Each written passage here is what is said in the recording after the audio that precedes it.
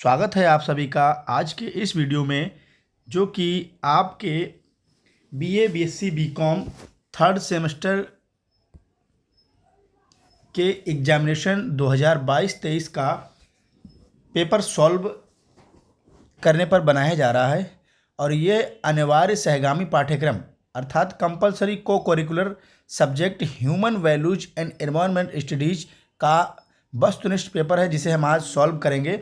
और ये पेपर जो है आपकी स्क्रीन पर जो दिखाई दे रहा है, ये डॉक्टर राम मनोहर लोहिया यूनिवर्सिटी यानी विश्वविद्यालय फैजाबाद से एक स्टूडेंट्स ने हमको भेजा है।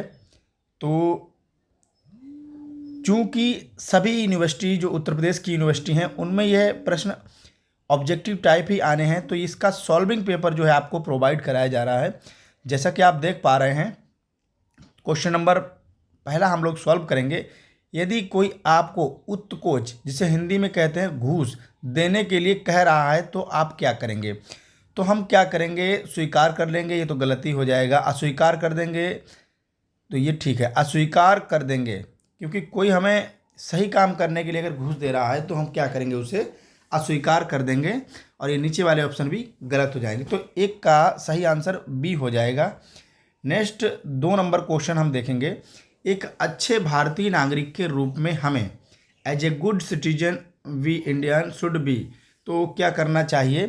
भ्रष्टाचार का क्या करना चाहिए? विरोध करना चाहिए। भ्रष्टाचार से क्वेश्चन संबंधित है, तो भ्रष्टाचार का भाग नहीं बनना चाहिए, भ्रष्टाचार को प्रोत्साहित नहीं करना चाहिए, भ्रष्टाचार को क्या करना चाहिए? विरोध करना चाहिए। तो सी इसका राइट आंसर हो जाएगा। इसके अतिरिक्त जो पेपर उसने भेजा है उसमें इंग्लिश का पार्ट नहीं आया है, तो पीडीएफ है, उसे हम एडिट भी नहीं कर सकते। तो इस हिसाब से क्वेश्चन नंबर 3 हम पढ़ दे रहे हैं, आप लोग देख लीजिएगा। यदि कोई आपका वैध कार्य यानी जो सही कार्य है उसे करने के लिए आपसे घूस मांग रहा है तो आप क्या करेंगे? तो क्या करेंगे? घूस दे देंगे? नहीं देंगे, घूस देने से मना कर देंगे। बी इसका राइट आंसर हो जाएगा। उच्च अधिकारी से शिकायत करेंगे?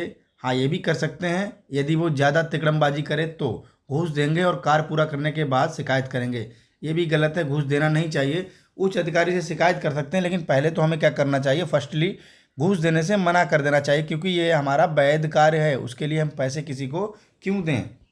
नेक्स्ट क्वेश्चन नंबर 4 देखेंगे। एक भारतीय नागरिक के रूप में हमें, दोबारा क्वेश्चन शायद आ गया है ये, नहीं, कुछ ऑप्शंस चेंज हैं इसमें। एक भारतीय नागरिक के रूप में हमें भ्रष्टाचार का विरोध करना चाहिए, ठीक है। घूस कभी भी स्वीकार नहीं करनी चाहिए, ठीक है। पर्यावरण का संरक्षण करना चाहिए, जी गुड है। 30 इसमें जो चौथा क्वेश्चन, इसका चौथा ही यानी डी राइट आंसर हो जाएगा।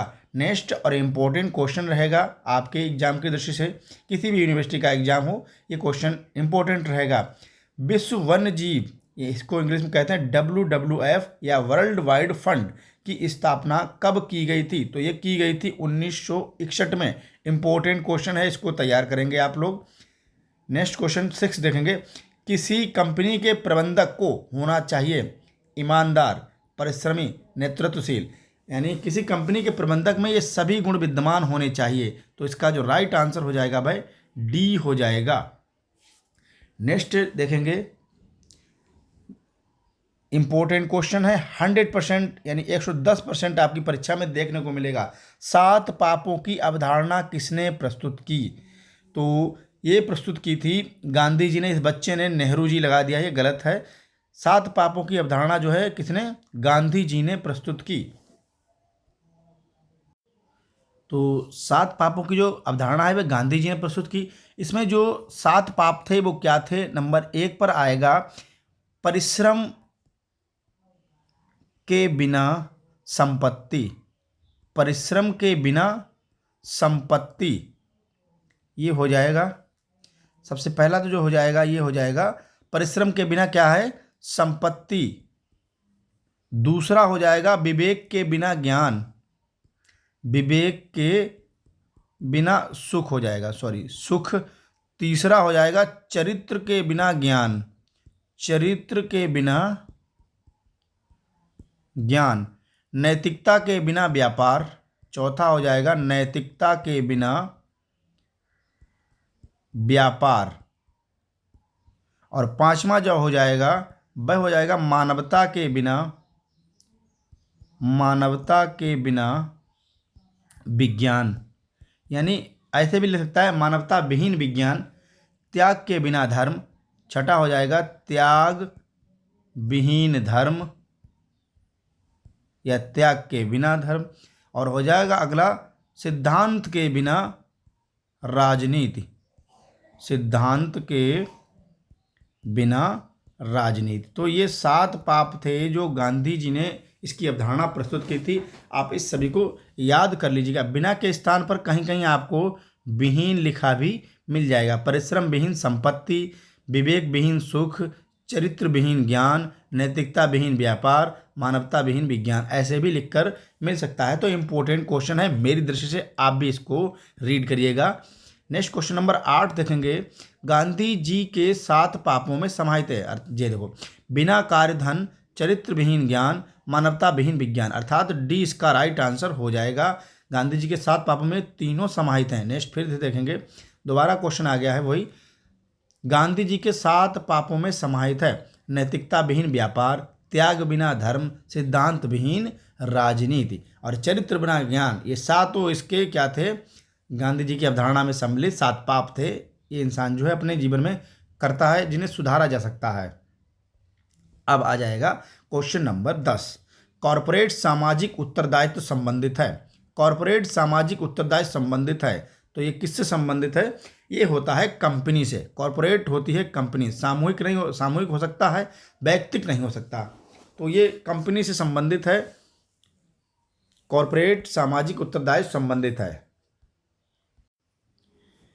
तो कॉरपोरेट सामाजिक उत्तरदायित्व कंपनी संबंधित है। इसे शॉर्ट में CSR भी कहा जाता है। तो CSR पूछे अगर कोई, CSR मॉडल जो है किसने दिया था, तो ये दिया था कैरोल महोदय ने।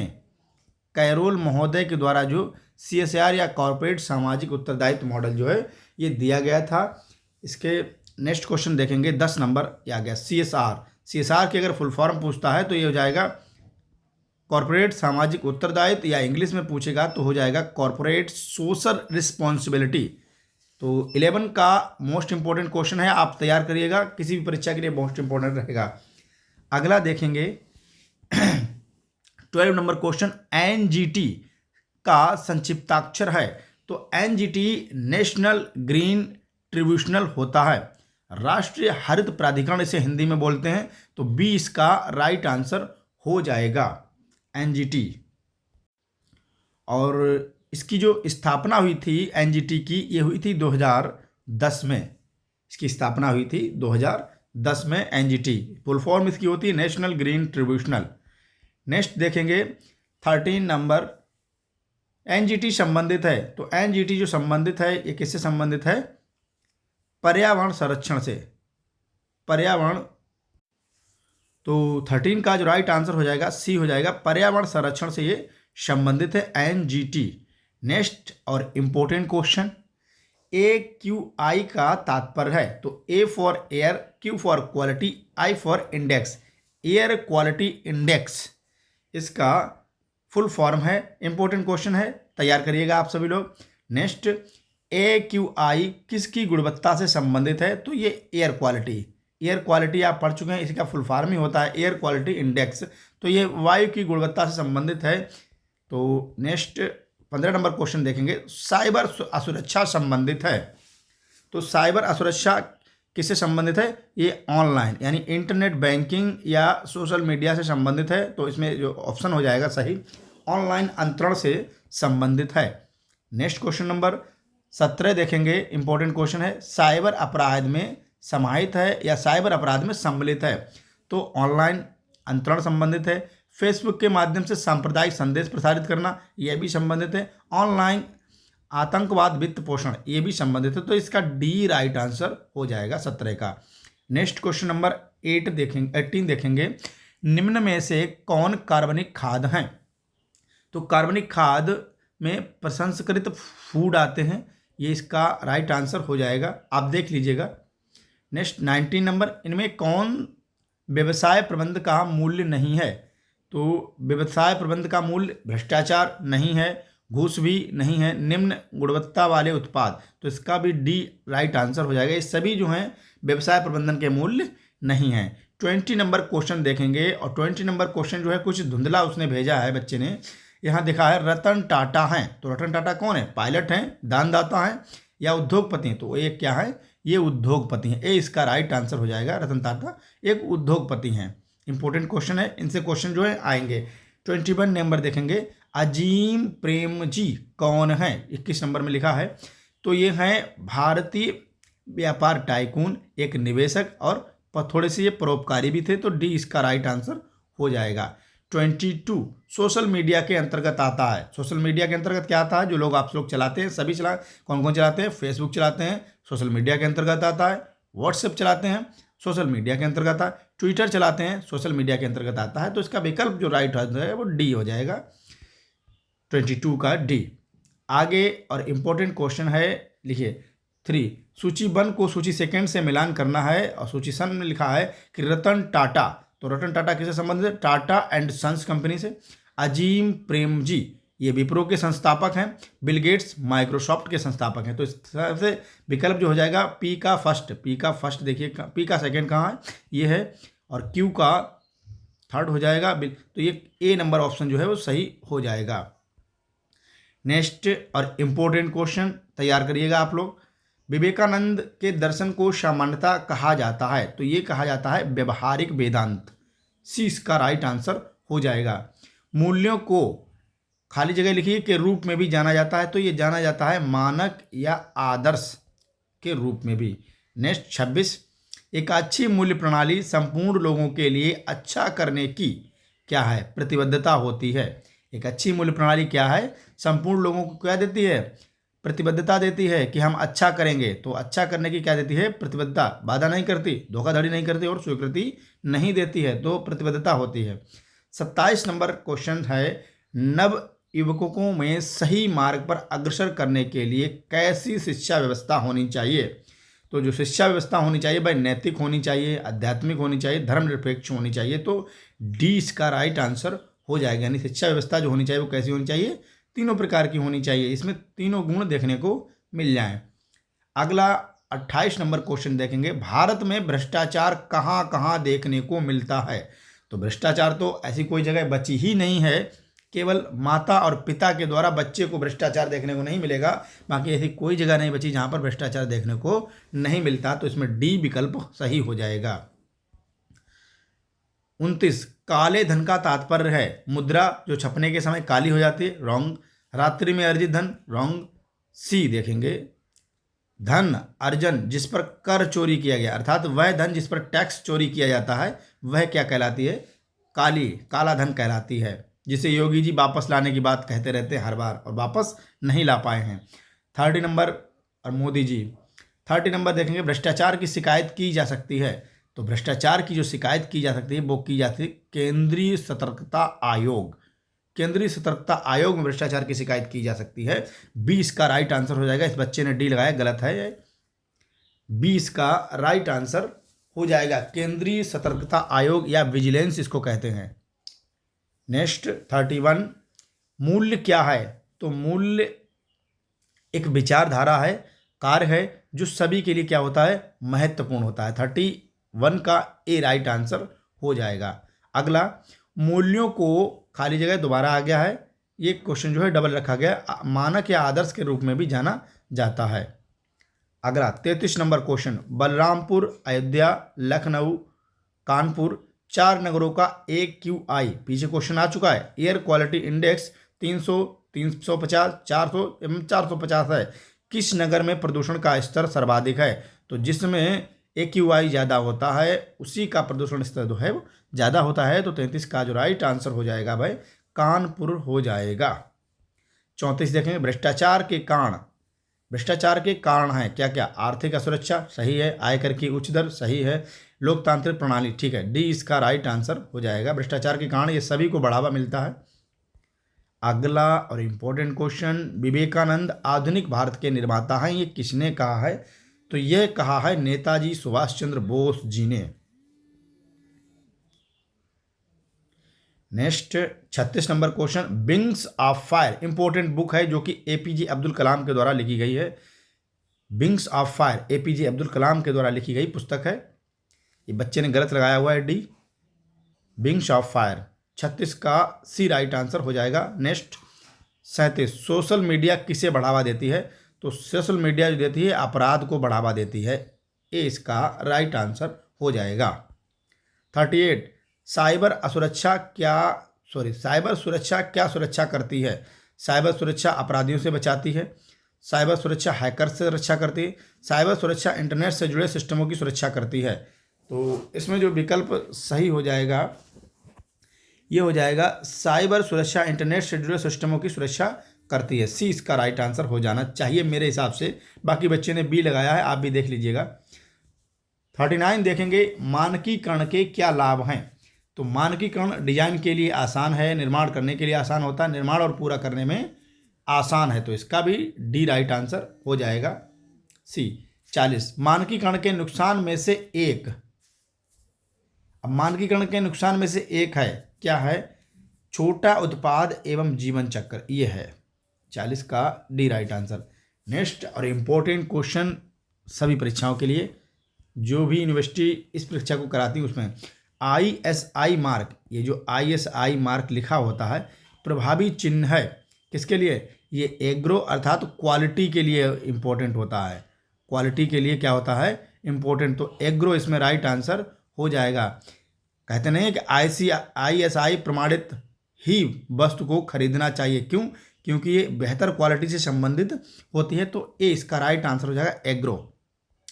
अगला 42 नंबर क्वेश्चन, निम्न में कौन सोशल मीडिया का भाग नहीं है?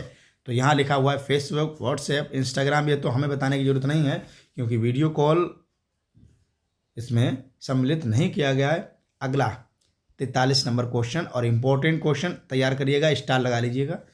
पर्यावरणीय अदालत है, तो ये NGT, जिसे हम लोग नेशनल ग्रीन ट्रिब्यूनल भी कहते हैं, जिसकी स्थापना 2010 में हुई थी और इसे हिंदी में राष्ट्रीय हरित प्राधिकरण भी कहा जाता है, तो 43 का सी राइट आंसर हो जाएगा।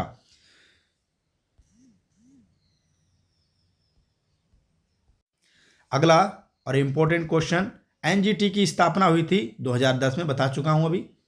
अगला और मोस्ट इंपोर्टेंट क्वेश्चन पर्यावरण की दृष्टि से, ओजोन छिद्र बनने का कारण है, तो ओजोन छिद्र बनने का कारण है CFC गैस, क्लोरोफ्लोरोकार्बन इसे कहते हैं, और ये निकलती किससे है? AC से निकलती है सर्वाधिक मात्रा में। इसके बाद रेफ्रिजरेटर से, और जितने भी वातानुकूलित पार्ट होते हैं, वातानुकूलित वस्तु हैं, उन सभी से CFC यानी क्लोरोफ्लोरोकार्बन हानिकारक गैस निकलती है, जो कि क्या करती है? ओजोन छिद्र अर्थात जो समताप मंडल है उसमें पाई जाने वाली ओजोन परत है उसमें छिद्र करती है, जो कि हमारे लिए बहुत ही हानिकारक है। तो जितने भी वातानुकूलित पार्ट होते हैं उनसे कौन सी हानिकारक गैस निकलती है? CFC, जिसे क्लोरोफ्लोरोकार्बन कहते हैं, और इसका कारण है ये ओजोन लायर को जो है नुकसान पहुंचाती है। 46 देखेंगे, वातावरण की कौन सी परत पराबैंगनी किरणों के बुरे प्रभाव से पृथ्वी पर जीवन की रक्षा करती है? हमने बताया था ओजोन परत, जो कि कहाँ पाई जाती है? समताप मंडल में। समताप मंडल में 5 परतें पाई जाती हैं। सबसे पहली होती है क्षोभ मंडल, समताप मंडल, फिर मध्य मंडल, और इसके बाद ताप मंडल, और इसके बाद होता है बहिर्मंडल। ये 5 मंडल जो हैं पृथ्वी से अंतरिक्ष तक पाई जाती हैं, और पृथ्वी के सर्वाधिक निकट अगर पूछता है तो क्षोभ मंडल है, ठीक है। और पूछता है कि मौसम संबंधी घटनाएं किस मंडल पे होती हैं, तो क्षोभ मंडल पे होती हैं। वायुयान कहाँ उड़ाए जाते हैं, तो समताप मंडल में उड़ाए जाते हैं। और ओजोन परत जो है हमारी कहाँ पाई जाती है? समताप मंडल में पाई जाती है, जो कि 18 किलोमीटर से 50 किलोमीटर की ऊंचाई तक पाई जाती है ओजोन परत। और इसमें क्या कर रहा है? ये CFC गैस जो पीछे आप पढ़ चुके हैं, ये इसमें छेद कर रही है, जिसके कारण ओजोन छिद्र हो रहा है। इंपॉर्टेंट क्वेश्चन है, याद रखिएगा आप सभी की दृष्टि से। 47 नंबर क्वेश्चन हम लोग देखेंगे, और मोस्ट इंपॉर्टेंट क्वेश्चन है, पर्यावरण दिवस मनाया जाता है 5 जून को। एवरग्रीन क्वेश्चन, ऐसा कोई परीक्षा नहीं बचा जिसमें पूछ नहीं लिया जाता। इसके अतिरिक्त आप सभी जानते हैं 26 जनवरी को गणतंत्र दिवस, 15 अगस्त को स्वतंत्रता दिवस और 2 अक्टूबर को गांधी जयंती मनाई जाती है। अगला क्वेश्चन आ जाएगा, पृथ्वी दिवस कब मनाया जाता है? इंपॉर्टेंट है, 22 अप्रैल को। 22 अप्रैल को क्या मनाया जाता है? पृथ्वी दिवस मनाया जाता है। इसके अतिरिक्त अगर हम पूछें 22 मार्च को क्या मनाया जाता है, तो जल दिवस मनाया जाता है, इंपॉर्टेंट रहेगा। 22 मई को क्या मनाया जाता है? जैव विविधता दिवस मनाया जाता है, इंपॉर्टेंट है, ये पर्यावरण की दृष्टि से ही इंपॉर्टेंट है। जैव विविधता दिवस मनाया जाता है। और 22 अप्रैल को क्या मनाया जाता है? पृथ्वी दिवस। और 22 मार्च जल दिवस। अगला क्वेश्चन इंपॉर्टेंट, हरित क्रांति संबंधित है, तो ये कृषि उत्पादन से, और कब आई थी भारत में? तो 1966 से 67 से। भारत में इसके जनक कौन है? तो एम एस स्वामीनाथन भारत में इसके जनक जाने जाते हैं। अगर पूछता है अंतर्राष्ट्रीय स्तर पर इसके जनक कौन है, तो अंतर्राष्ट्रीय स्तर पर एन.ई. बोरलॉग को इसका जनक माना जाता है। और भारत में एम.एस. स्वामीनाथन, जो कि किससे संबंधित है? कृषि उत्पादन से, और मुख्यतः किससे? गेहूं और धान की फसलों के लिए ये लाई गई थी। अगला और लास्ट क्वेश्चन आज के लिए बस इतना ही सॉल्व कराएंगे। 50 नंबर क्वेश्चन देखेंगे, पर्यावरण संरक्षण अधिनियम कब अस्तित्व में आया? तो ये आया था डी, सन 1986 में। सन 1986 में पर्यावरण संरक्षण अधिनियम आया। उसके अतिरिक्त वन्य जीव संरक्षण अधिनियम अगर आपसे पूछता है, तो वन्य जीव संरक्षण अधिनियम जो है 1972 में आया। एक पूछता है बहुत, टाइगर प्रोजेक्ट कब आया? तो टाइगर प्रोजेक्ट जो आया था, ये आया था 1973 में। ये इंपॉर्टेंट क्वेश्चन है, आप याद रखिएगा। जल संरक्षण नियम अगर पूछता है तो 1974 में आया था। इसी तरह से ये क्वेश्चन जो है इंपॉर्टेंट हो जाते हैं। आज के लिए बस ये 50 क्वेश्चन ही। अगला जो पार्ट आपको मिलेगा उसमें बचे हुए 50 क्वेश्चन को जो हो सॉल्व करा दिया जाएगा। इसी के साथ